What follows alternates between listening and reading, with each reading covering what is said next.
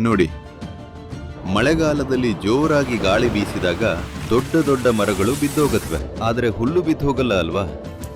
ಅಂದ್ರೆ ಬಗ್ಗಿದವನು ಕುಗ್ಗಿ ಹೋಗಲ್ಲ. ಅಂದ್ರೆ ಹಠಯೋಗ ಇರೋದು ಇದರ ಬಗ್ಗೆನೆ. ನಿಮ್ಮ ದೇಹ ಮತ್ತು ಮನಸ್ಸನ್ನ ನಿಮಗೆ ಅಡ್ಡಿಯಾಗದಂತೆ ಮಾಡೋಕೆ, ಅವುಗಳನ್ನ ಫ್ಲೆಕ್ಸಿಬಲ್ ಆಗಿಸೋಕೆ. ದೈಹಿಕ ಫ್ಲೆಕ್ಸಿಬಿಲಿಟಿ ಅಷ್ಟೇ ಅಲ್ಲ, ಎಲ್ಲಾ ಸ್ತರದಲ್ಲೂ ಫ್ಲೆಕ್ಸಿಬಲ್ ಆಗಿರೋ ಹಾಗೆ. ಇದು ಫ್ಲೆಕ್ಸಿಬಲ್ ಆಗಿದ್ರೆ ಯಾವ ಥರದ ಪರಿಸ್ಥಿತಿಯನ್ನಾದರೂ ತಡೆದುಕೊಳ್ಳುತ್ತೆ. ಹಠಯೋಗದ ಆಳವಾದ ಅಂಶಗಳಂದ್ರೆ ನೀವು ಪ್ರಜ್ಞಾಪೂರ್ವಕವಾಗಿ ನಿಮ್ಮ ದೇಹದ ಜಾಮಿತಿಯನ್ನ ಬ್ರಹ್ಮಾಂಡದ ಜಾಮಿತಿಯೊಂದಿಗೆ ಸಾಧ್ಯವಾದಷ್ಟು ಸರಿಹೊಂದಿಸೋಕೆ ಪ್ರಯತ್ನಿಸ್ತೀರಿ. ಅಂದ್ರೆ ನೀವಿಲ್ಲಿ ಕೂತ್ರೆ ನಿಮಗೆ ದೇಹದ ಪರಿವೇ ಇರೋದಿಲ್ಲ, ಒಂದು ಚೇತನವಾಗಿರ್ತೀರಿ. ದೇಹವಾಗಿ ಇದ್ರೆ ನಿಮಗೆ ಸಮಸ್ಯೆಗಳಿರತ್ವೆ, ಮನಸ್ಸಾಗಿ ಇದ್ರೆ ನಿಮಗೆ ಸಮಸ್ಯೆಗಳಿರತ್ವೆ. ನೀವಿಲ್ಲಿ ನಿಜಕ್ಕೂ ಒಬ್ಬ ಮನುಷ್ಯನಾಗಿ ಕುಳಿತರೆ ಸಮಸ್ಯೆ ಏನಿರತ್ತೆ? ಯಾವುದೇ ಸಮಸ್ಯೆ ಇರಲ್ಲ, ಎಲ್ಲಾನೂ ಅದ್ಭುತ.